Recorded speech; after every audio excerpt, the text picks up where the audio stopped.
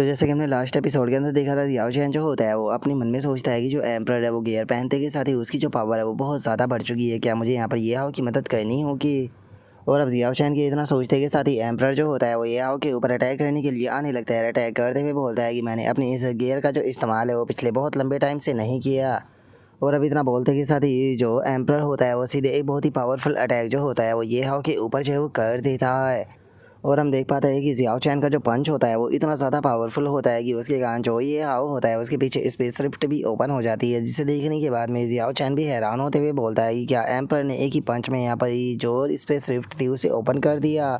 नहीं, यहाँ पर जो ये एम्पर है इसका जो गियर है वो कोई नॉर्मल गियर बिल्कुल भी नहीं हो सकता। ऐसा लगता है कि ये डिवाइन वेपन है किसी दूसरे डायमेंशन का। और इस पंच के कारण हम देखते हैं कि ये हाओ को थोड़ा सा ब्लड भी निकल जाता है। और तभी दूसरी तरफ जो एम्परर होता है वो एक और बहुत पावरफुल पंच जो होता है वो ये हाओ को मारते हुए उससे बोलता है कि मैं तुम्हें यहाँ पर अल्टीमेट पैराडाइज के अंदर भेजने वाला हूँ, जहाँ पर कि तुम्हें मौत मिलेगी। और इतना बोलते के साथ ही हम देखते हैं कि वो एक ही पंच में जो ये हाओ होता है उसे स्पिरिचुअल रिफ्ट के अंदर फेंक देता है, जिस कारण अब ये हाओ को एक दूसरा वर्ल्ड दिखाई देने लगता है। जो देखकर ये हाओ जो होता है वो बोलता है कि मैं आखिर हूँ कहाँ पर, क्या ये स्पेस रिफ्ट के अंदर की जगह है और क्या ये एक पैरेलल वर्ल्ड है? डैम इट, इस टाइम पर मेरी बॉडी के अंदर बहुत ही ज़्यादा पेन जो है वो हो रहा है। ऐसा लगता है कि शायद इस पेन के कारण जो मेरी बॉडी है वो दो भागों में बढ़ जाएगी।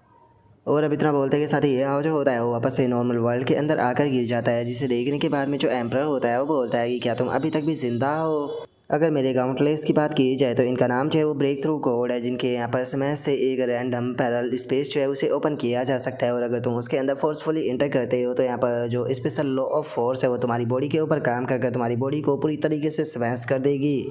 इसीलिए मैंने सोचा था कि मैं इस मैकेनिकल का फ़ायदा उठाकर तुम्हें स्पिरिचुअल रिफ्ट के अंदर फेंक दूंगा, जहाँ पर कि स्पेस लॉ जो है वो अपने आप ही जो तुम्हारी बॉडी है उसे डिस्ट्रॉय जो है वो कर देगा। लेकिन मैंने नहीं सोचा था कि तुम्हारी फिजिकल बॉडी इतनी पावरफुल होगी कि वो स्पेस ऑफ लॉ को भी झेल लेगी। सच बताओ तो मैंने तुम्हारे जैसा पर्सन जो है वो अपनी पूरी ज़िंदगी में भी नहीं देखा। यकीन नहीं होता कि यहाँ पर कोई ऐसा पर्सन भी मौजूद है जिसकी की फिजिकल बॉडी इतनी ज़्यादा स्ट्रॉन्ग है।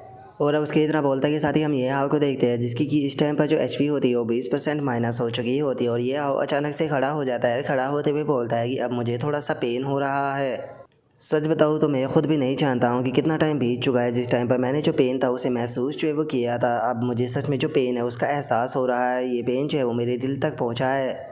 जिस टाइम पर मैंने अपने जो बाल थे उन्हें खो दिया था तो उस टाइम पर मैं पेन का जो एहसास था उसे पूरी तरीके से भूल चुका था। लेकिन इस टाइम पर फाइनली मुझे वापस से जो पेन का एहसास है वो होने लगा है। और अब ये आओ कि इस बात को सुनते के साथ ही जो एम्परर होता है वो ये आओ से बोलता है कि तुम क्या बकवास कर रहे हो। जो सुनकर ये आओ जो होता है वो उसे बोलता है कि जो तुम कर रहे थे करते रहो, मुझे यहाँ पर वापस से जो पेन है उसे महसूस कराते रहो। अगर तुमने मुझे ये पेन जो है वो वापस से महसूस जो है वो नहीं कराया तो मैं तुम्हें जान से मार दूंगा। और अब इतना बोलते के साथ ही ये आओ जो होता है वो एक बहुत ही खतरनाक लुक देते हुए उसकी तरफ देखने लगता है। जो देखते के साथ ही अब जो एम्परर होता है वो भी वापस से फाइट के लिए तैयार जो है वो होने लगता है। यार ये हाउ से बोलता है कि ओ चलो फाइनली तुम फाइट करने के लिए तैयार जो है वो हो गए, तो चलो अब मुझे दिखाओ कि तुम क्या कर सकते हो। मुझे दिखाओ कि तुम्हारी ब्रूटल स्ट्रेंथ जो है वो कितनी ज़्यादा है। और अब एम्परर के इतना बोलते ही ये हाउ जो होता है वो सीधे आकर एम्परर के पेट में खिंचाकर एक पंच मारता है, जिसके कारण एम्परर भी हवा में उड़ जाता है। और ये हाउ जो होता है वो अचानक से उसके पीछे आ जाता है। और अब हम देखते हैं कि ये हाउ बहुत ही बुरी तरीके से एम्परर को पीटना शुरू कर देता है। और अब इस चीज़ को देखने के बाद में वहाँ पर खड़ा हुआ जियाओ चैन जो होता है वो बोलता है कि मुझे ये मत कहना कि ये ब्रैट ये हाउ जो है वो यहाँ पर प्लान कर रहा है कि इस एम्परर को हवा में ही पीट पीट कर जान से मार दे। ये हाउ की केवल जो स्ट्रेंथ है वही एक अलग लेवल पर नहीं है, बल्कि जो इसकी स्पीड है वो भी एक अलग ही लेवल पर है। सच में इसे देख के कहना बिल्कुल भी गलत नहीं होगा कि शायद इस पावर का सामना मैं खुद भी नहीं कर सकता। और उसके इतना बोलते के साथ ही हमारा व्यू जो होता है वो ये आओ के ऊपर आ जाता है, जो कि चिल्लाते हुए जो एम्परर होता है उसे बोलता है कि अब तुम्हें क्या हो गया, जिस लेवल का तुम मुझे पेन दे रहे हो इस तरह लेवल का जो पेन है वो मेरा कुछ भी नहीं करने वाला। मुझे और ज़्यादा पेन जो है वो महसूस करना है, तो जल्दी से मुझे जो पेन है उसे महसूस कराओ। अगर तुमने जल्दी ही मुझे पेन जो है वो महसूस नहीं कराया तो मैं तुम्हें जान से मार दूंगा। और इतना बोलते के साथ ही ये आओ एक और खिंचाकर पंच मारता है, जिस कारण एम्परर जो होता है वो सीधे जाकर ज़मीन पर टकराता है, जिसके कारण काफ़ी पावरफुल धमाका भी होता है। और अब हम एम्परर को देखते हैं जिसकी कि एचपी जो होती है वो केवल 15% ही रह जाती है। और अब जो एम्परर होता है वो हंसते हुए ये हाव जो होता है वो बहुत से बोलता है कि सच बताओ तो मुझे खुद भी याद नहीं कि कितने लंबे टाइम के बाद में मैंने इस तरह का यहाँ पर जो डिफरेंस है उसे फील किया है। जिस टाइम पर सच में मुझे किसी पर्सन के सामने कमज़ोर जो है वो महसूस हुआ। और सच बताऊँ तो मुझे इस चीज़ के अंदर अब काफ़ी ज़्यादा मज़ा जो है वो आ रहा है। ये आओ तुम्हारा इस चीज़ के लिए बहुत बहुत शुक्रिया, क्योंकि तुम्हारे कारण मुझे ये अपॉर्चुनिटी जो है वो मिली है, जिसके कारण मैं डेथ का जो फियर है उसे महसूस कर पा रहा हूँ। और अब खुद को वापस से पावरफुल बनाने का जो जज्बा है वो मेरे अंदर आ चुका है। जो सुनते के साथ ही ये आओ जो होता है वो एक काफ़ी खतरनाक सा लुक देते हुए जो एम्प्रर होता है उससे बोलता है कि पावरफुल बनकर क्या ही फ़ायदा। जो सुनते के साथ ही एम्प्रर जो होता है वो बोलता है कि मैं जानता हूँ कि पावरफुल बनने की जो मीनिंग है वो तुम्हारे लिए मायने जो है वो नहीं रखती। और अब इतना बोलते के साथ ही जो एम्प्रर होता है वो वापस से अपनी जो एचपी होती है उसे पूरी तरीके से हील कर लेता है और ये आओ की तरफ बढ़ते हुए बोलता है कि लेकिन मेरे लिए पावरफुल बनना ही सब कुछ है। सच बताओ तो मैंने अपनी पूरी ज़िंदगी के अंदर कभी भी पोशन जो है वो नहीं पिया था, लेकिन आज फाइनली तुमने मुझे यहाँ पर पोशन जो है वो पिला दिया, तो इसीलिए चलो अब वापस से एक बेहतरीन फाइट जो है उसे शुरू करते हैं। और अब इतना बोलते के साथ ही हम देखते हैं कि उन दोनों के बीच में एक काफ़ी खतरनाक सी जो फाइट होती है वो शुरू हो जाती है, जहाँ पर कि दोनों काफ़ी पावरफुल पंच जो होते हैं वो एक दूसरे की बॉडी के ऊपर लैंड कर रहे होते हैं। और अब इस चीज़ को देखने के बाद में जो याओ चैन होता है वो हैरान होते हुए बोलता है कि अगर देखा जाए तो ये आओ जो है वो इस टाइम पर ज़्यादा पावरफुल है और उसके पास में अपर हैंड भी है, लेकिन वहीं अगर जो एम्प्रर है उसकी बात की जाए तो वो धीरे धीरे करके ये आओ की जो स्पीड है उसे कैच कर रहा है। जिसे देखकर ये कहना बिल्कुल भी गलत नहीं होगा कि इस फाइट के दौरान जो एम्प्रर है वो धीरे धीरे कर और ज़्यादा पावरफुल होता जा रहा है। क्या इसकी कोई लिमिट भी है और क्या ये कोई इंसान भी है? नहीं, एक मिनट रुको, जो एम्प्रर है वो लगातार पावरफुल जो है वो नहीं हो रहा, बल्कि जो ये हाव है उसकी कंडीशन जो है वो डाउन हो रही है। क्या ये हाव जो है वो ठीक नहीं है? और अब उसके इतना बोलते के साथ ही हम देखते हैं कि ये हाव जो होता है वो एक ही जगह पर खड़ा होता है, जहाँ पर कि उसकी बॉडी के अंदर से ब्लैक कलर की एनर्जी जो होती है वो निकल रही होती है, जिसे देखकर एम्प्रर जो होता है वो हंसते हुए बोलता है कि बच्चे तुम्हें क्या हो गया, तुम्हारी स्पीड और जो स्ट्रेंथ है वो घटने क्यों लगी? मुझे ये मत कहना कि यहाँ पर इतनी यंग एज में भी तुम्हारा जो स्टेमिना है वो इस ओल्ड मैन से भी ज़्यादा कम है। और इतना बोलते के साथ ही जो एम्प्रर होता है वो ज़ोर ज़ोर से हंसने लगता है। और उसके इतना बोलते के साथ ही हमारा व्यू जो होता है वो ये आओ कि सी ऑफ कॉन्सियसनेस के अंदर आ जाता है, जहाँ पर कि हम देखते हैं कि जो साइटामा होता है उसने ये आओ के गर्दन को पकड़ा हुआ होता है और ये आओ के पास में नोटिफिकेशन आती है कि ये जो साइटामा अकाउंट है उसकी नेगेटिव एनर्जी जो है वो लगातार बढ़ती जा रही है। और अगर ये नेगेटिव एनर्जी जो है वो लगातार बढ़ती रही तो ये होस्ट की जो सी ऑफ कॉन्सियसनेस है उसे पूरी तरीके से डिस्ट्रॉय जो है वो कर देगा। तो क्या जो होस्ट है वो अकाउंट से अलग होना चाहता है?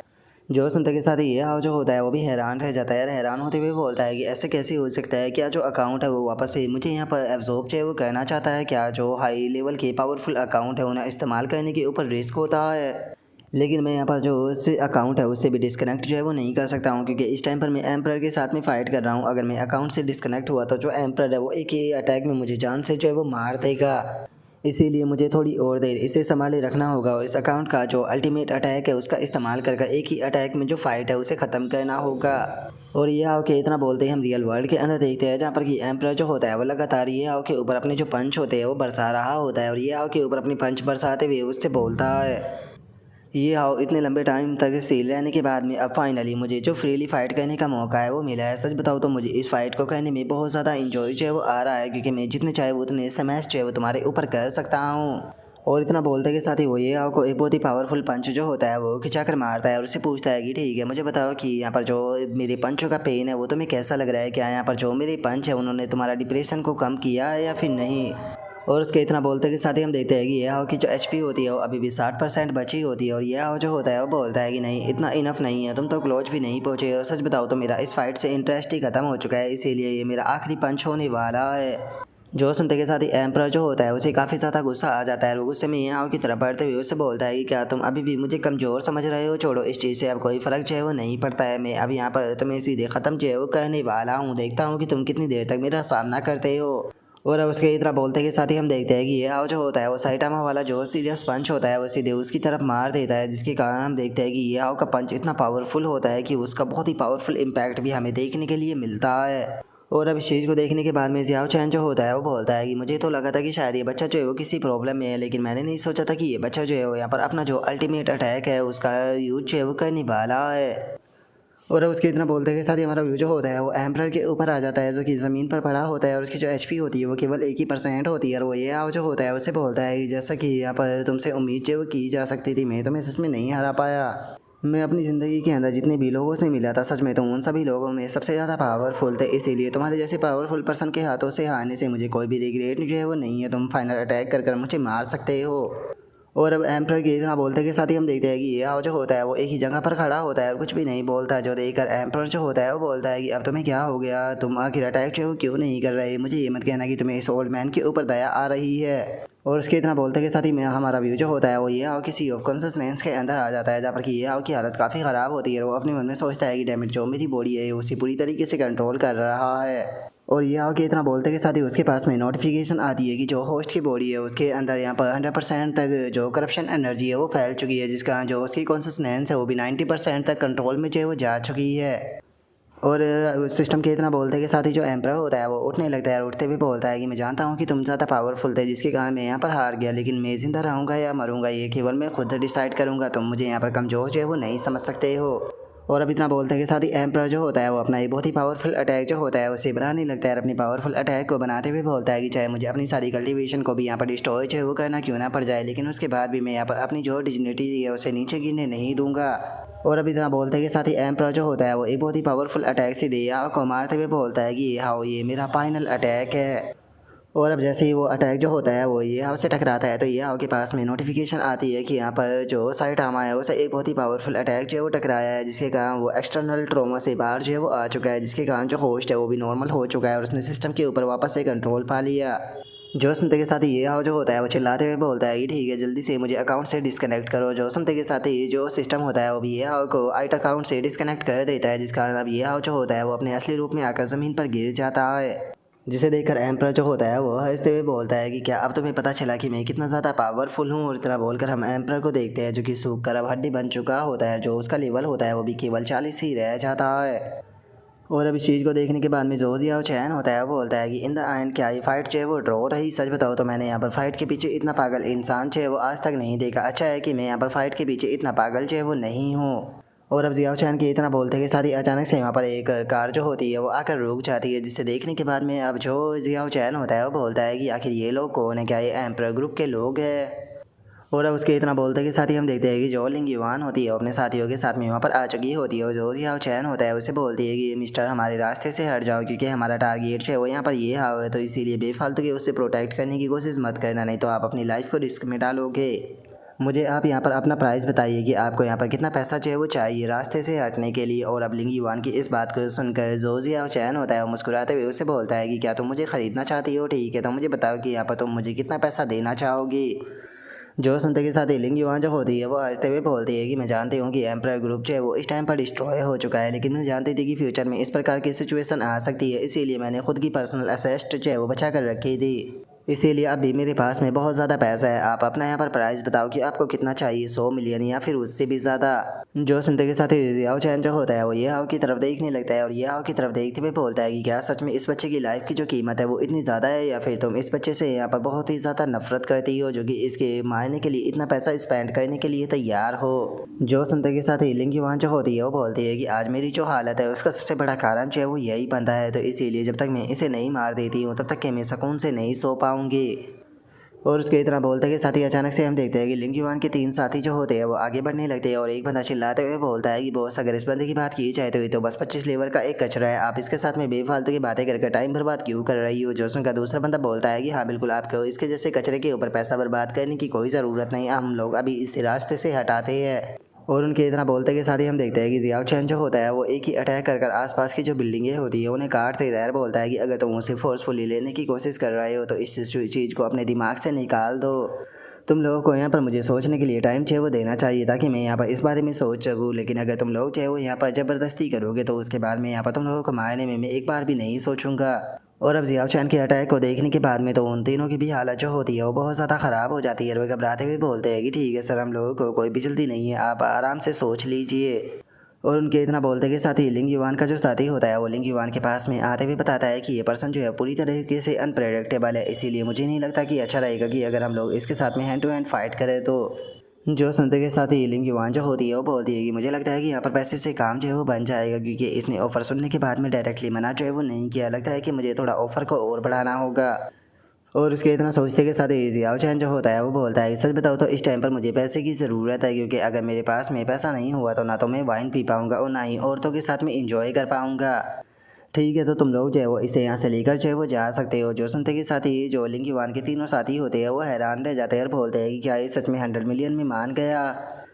और अब उसके इतना सो बोलते के साथ ही जो लिंग युवान होती है वो भी पैसे को सेंड करने लगती है और अपने मन में सोचती है कि देखा जाए तो जो एम्पर था उसे ढूंढने के लिए मैंने ऑलरेडी काफ़ी सारा पैसा जो है वो स्पेंड कर दिया था, लेकिन अब 100 मिलियन मुझे यहाँ पर भी देना पड़ रहा है जो कि काफ़ी पेनफुल है। लेकिन अगर मैं यहाँ पर अपने सबसे बड़े थ्रेट को ख़त्म कर पाती हूँ तो मैं इतना पैसा स्पेंड करने के लिए तैयार हूँ। और अभी इतना बोलते के साथ ही लिंग युवान जो होती है वो 100 मिलियन जो होते हैं वो सेंड कर देती है। जो देखते के साथ ही जो जियाओ चैन होता है वो भी लिंग युवान का शुक्रिया अदा करते हुए बोलता है कि क्या बात है, आप तो काफ़ी ज़्यादा दयालु हो। जो सुनकर अब लिंग युवान जो होती है वो अपने एक साथी से बोलती है कि ठीक है तो जाओ उसे लेकर आओ। जो सुनते के साथ ही उसका साथी भी ओके बोल देता है, लेकिन तभी लिंग युवान जो होता है वो बोलता है कि वहीं पर ही रुक जाओ। जो सुनते के साथ ही लिंग युवान का जो साथी होता है वो गुस्से में चिल्लाते हुए बोलता है कि तुम ये क्या कर रहे हो, तुमने यहाँ पर पैसा मांगा था, हम लोगों ने तुम्हें पैसा जो है वो दे दिया, तो क्या अब तुम अपनी बातों से पीछे हटने वाले हो।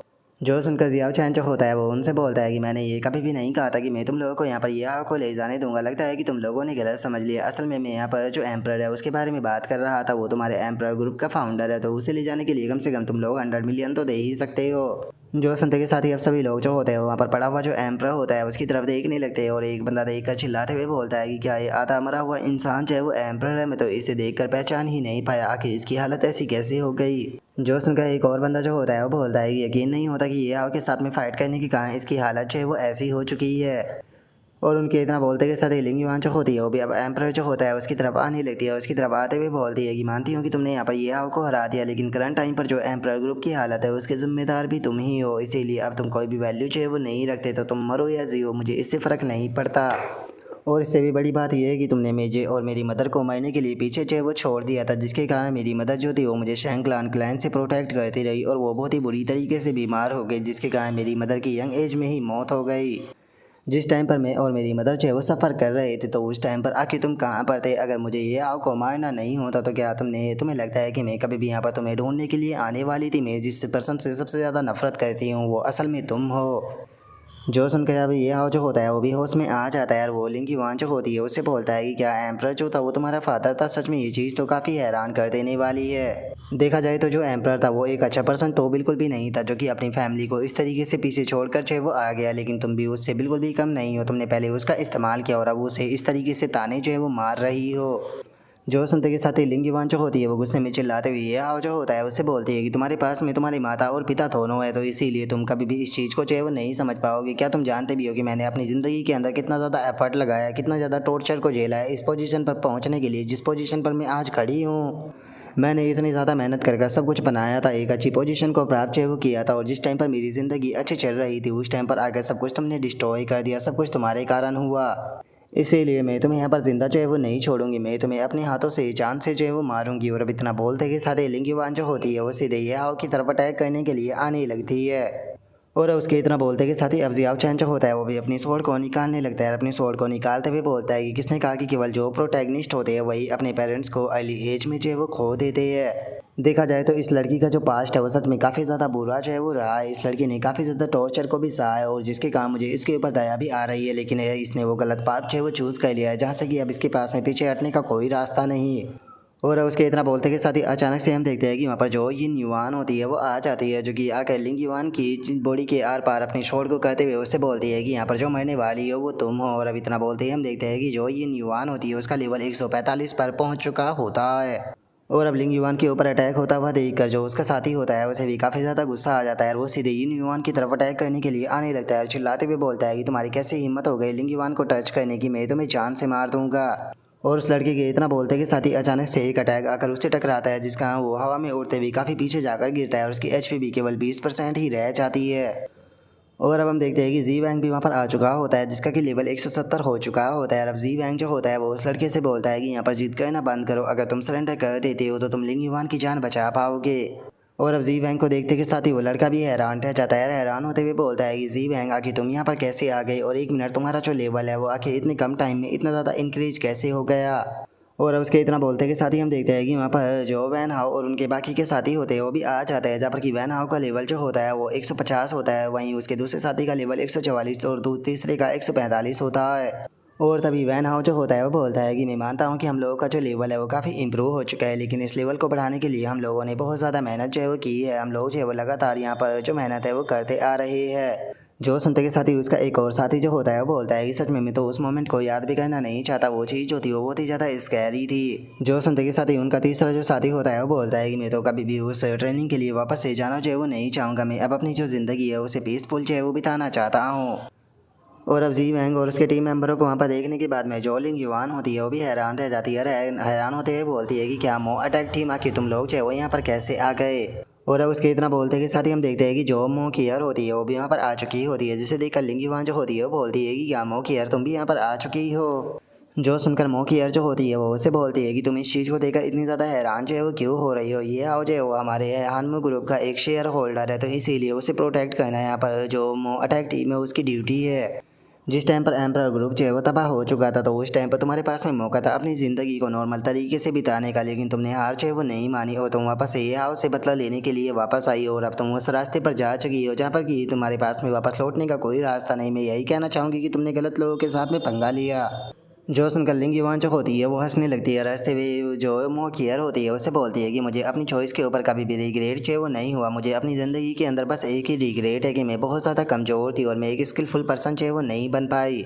अगर जो हैवान है उसने मुझे वापस से चांस जो है वो दिया, तो मैं यहाँ पर वापस से अपना जो बदला है उसे लेना चाहूँगी। मैं हर हाल में जो ये हाव है उसे जान से मार कर रहूँगी। और अब लिंग युवान के इतना बोलते के साथ ही जो ये युवान होती है वो अटैक करके जो लिंग युवान होती है उसे वहीं पर ही जान से मार देती है और उसे जान से मारते हुए बोलती है कि तुम्हें यहाँ पर दूसरा मौका जो है वो नहीं मिलने वाला। और अब उसके इतना बोलते के साथ ही जो जी वैंग होता है वो लिंग युवान का जो साथी होता है उसके ऊपर अपनी जो शॉट होती है वो पॉइंट करते हुए उससे बोलता है कि ठीक है, यहाँ पर बेफालतू कोई भी उल्टी सीधी हरकत जो है वो मत करना, तुम्हें यहाँ पर अपनी लाइफ को सेक्रीफाइस करने की कोई ज़रूरत नहीं है इस तरह की क्रूअल औरत के लिए। देखा जाए तो जो तुम्हारा रिलेशनशिप था वो नॉर्मली एम्प्लॉय और मालिक वाला था, तो अब चूंकि ये मारी जा चुकी है तो जो तुम्हारा रिलेशनशिप है वो भी ख़त्म हो चुका है। जो सुनते के साथ ही जो लिंग युवान का साथी होता है वो जी वैंग जो होता है उससे बोलता है कि जी वैंग, क्या सच में तुम्हें ऐसा लगता है कि हमारा रिलेशनशिप जो था वो एम्प्लॉय और बस मालिक वाला था? और क्या सच में तुम्हें ऐसा लगता है कि एक नॉर्मल से एम्प्लॉय के रिलेशनशिप के साथ में मैं इसके लिए इतना कुछ जो है वो करने वाला था? लगता है कि तुम्हारे जैसा एक पावरफुल पर्सन भी इस चीज़ को जो है वो नहीं समझ सकता। और अब इतना बोलते के साथ ही वो लड़का जो होता है वो सीधे yin युवान की तरफ अटैक करने के लिए आने लगता है। अटैक करते हुए बोलता है कि क्या हुआ अगर वो एक क्रूअल औरत थी तो उसके बाद भी मैं उसे नहीं छोड़ सकता क्योंकि मैं उससे प्यार करता था। और इतना बोलते के साथ ही वो रोने लगता है। लेकिन इससे पहले कि वो yin युवान के ऊपर अटैक करता, जो जी वैंग होता है वो पीछे से अटैक करके उस लड़की को भी वहीं पर ही जान से जो है वो मार देता है, जिसके कारण अब हम देखते हैं कि उन दोनों की जो डेड बॉडी होती है वो एक दूसरे के पास में पड़ी होती है। जिसे देखने के बाद में जी वैंग जो होता है वो अपने मन में सोचता है कि सच में ये प्यार वाली फीलिंग को मैं कभी भी नहीं समझ सकता। और उसके इतना सोचते के साथ ही मो कियर और yin युवान ये हाव के पास में आ जाती है और yin युवान बोलती है कि ये हाव तुम ठीक तो हो ना? और अब इतना बोल के जो yin युवान और मो कियर होती है वो दोनों ये हाव को उठा लेती है और उसे वहाँ से ले जाते हुए बोलती है कि तुमने काफ़ी हार्ड वर्क किया, तो चलो अब घर चलते हैं। जो सुनकर ये हाव बोलता है कि तुमने सही कहा, चलो घर चलते हैं। और अब ये हाव के इतना बोलते के साथ ही हम कुछ टाइम बाद का सीन देखते हैं जहाँ पर कि ये हाव जो होता है वो अब होश में आने लगता है और उठते हुए अपने मन में सोचता है कि मेरा सर काफ़ी ज़्यादा दर्द कर रहा है। मुझे सही से याद है लास्ट टाइम मैंने अचानक से अपनी कॉन्शसनेस को खो दिया था। और अब इतना सोचते के साथ ही ये हाव जो होता है वो उठ जाता है और हमें पता चलता है कि वो फर्स्ट शेप जोन के अंदर जो हानमू ग्रुप का हेडक्वार्टर होता है उसके अंदर होता है। और अब ये हाव जो होता है वो उठकर इधर उधर देखते हुए अपने मन में सोचता है कि वो लगता है कि मैं सेफ जोन के अंदर वापस आ गया। और इतना बोल के ये हाव का ध्यान अपने बराबर में जाता है जहाँ पर कि yin युवान कुर्सी पर बैठे हुए उसी के बराबर में सो रही होती है, जिसे देखकर ये हाव अपने मन में सोचता है कि ये तो yin युवान है, क्या ये मेरा ध्यान रख रही थी? पता नहीं ये लड़की जो है वो कितने लंबे टाइम तक जो है वो नहीं सोई होगी। देखा जाए तो ये बैटल जो थी वो तो मुझसे मैं जीत गया, लेकिन उसके बाद भी इस बैटल के अंदर मुझे काफ़ी कुछ खोना पड़ा, यहाँ तक कि मैं 2 बार लगभग मरने ही वाला था, जिसका मतलब है कि अब मैं फ्यूचर में इस तरह की फ़ाइटों को और ज़्यादा नहीं कर सकता। और अब इतना सोचकर ये हाव जो होता है वो yin युवान को जो कंबल होता है वो उड़ाने लगता है, लेकिन अचानक से हम देखते हैं कि जो yin युवान होती है वो उठ जाती है। और उठने के बाद में जो yin युवान होती है वो ये हाव को देखने के बाद में उससे बोलती है कि ये हाव, क्या तुम उठ गए, लेकिन तुम खड़े क्यों हो गए? तुम्हें थोड़ा और आराम जो है वो करना चाहिए क्योंकि तुम काफ़ी ज़्यादा कमज़ोर थे, तुम्हें प्रॉपर आराम की ज़रूरत है। जो सुनते के साथ ही ये हाव जो होता है वो yin युवान जो होती है उसे बोलता है कि अरे तुम्हें चिंता करने की कोई ज़रूरत नहीं है, मैं इस तरह पर इस टाइम पर ठीक हूँ, यहाँ पर मेरी हालत जो है वो ज़्यादा भी बेकार जो है वो नहीं है। जो सुनकर yin युवान जो होती है वो ये हाव से बोलती है कि तुम ऐसा कह तो रही हो, लेकिन जिस टाइम पर हम लोग तुम्हें लेकर आ रहे थे तो तुम अचानक से बेहोश हो गए, जिसके बाद में तुम पूरे 3 दिन और 3 रातों तक सोते रहे हो। क्या तुम जानते भी हो कि यंग मिस और मुझे तुम्हारी कितनी ज़्यादा चिंता हो रही थी? अगर मैं तुम्हारे साथ में वंडरलैंड से एरिया के अंदर जो है वो गई होती तो मैं जानती हूँ कि मेरी स्ट्रेंथ जो है वो ज़्यादा नहीं है, मैं तुम्हारे ऊपर थोड़ा सा बोझ जो है वो बन सकती थी, लेकिन कम से कम मैं तुम्हारे ऊपर पड़ने वाला जो प्रेशर था उसे थोड़ा कम तो करा पाती।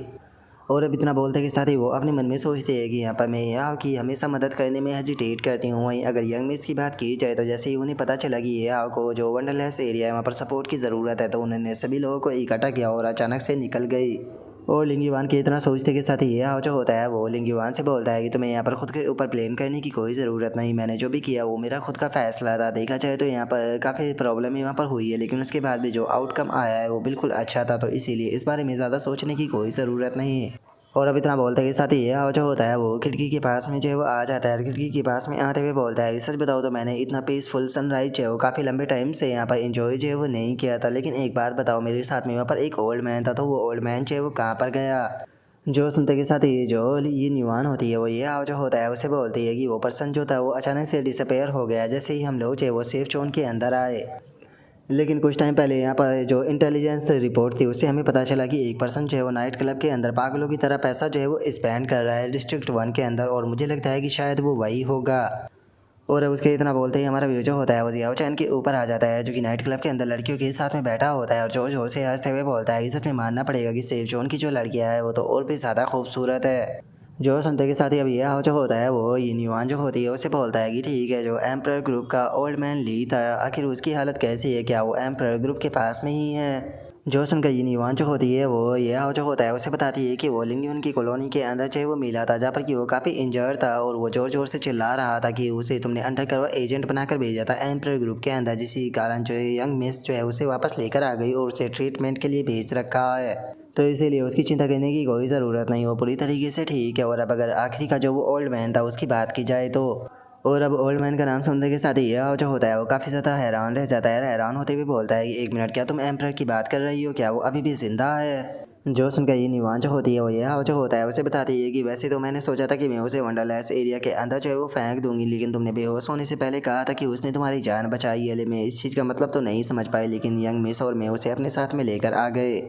और देखा जाए तो वो काफ़ी बुरी तरीके से इंजर्ड है। हम लोग जो है उसे एडवांस लेवल का जो मेडिकल ट्रीटमेंट है वो दे रहे हैं, लेकिन उसके बाद भी कोई भी चीज़ उसके ऊपर काम जो है वो नहीं कर रही। उसकी लाइफ फोर्स जो है वो लगातार कमज़ोर जो है वो होती जा रही है। इसीलिए मुझे नहीं लगता कि वो बंदा जो है वो ज़िंदा रह पाएगा। और अब इस चीज़ को सुनकर ये जो होता है वो ये न्यूआन के साथ में एम्प्रर से मिलने के लिए जाने लगता है, जहाँ पर कि काफ़ी सारे गार्ड भी रास्ते में खड़े होते हैं। जिसे देखा ये जो होता है वो बोलता है कि क्या एक मरते हुए ओल्ड मैन को गार्ड करने के लिए तुमने इतने सारे लोगों को यहाँ पर रखा है? जो सुनते के साथ ही जो ये न्यूआन होती है वो ये जो होता है उसे बोलती है कि ये यंग मिन्स ने इंतजाम जो है वो कराया है, क्योंकि वो एक लेजेंडरी एम्प्रर है। देखा जाए तो वो मरने की कगार पर है, लेकिन उसके बाद भी हम लोग अपने गार्ड को डाउन जो है वो नहीं कर सकते। तुम अंदर जा सकते हो, मैं बाहर तुम्हारा इंतज़ार करूँगी।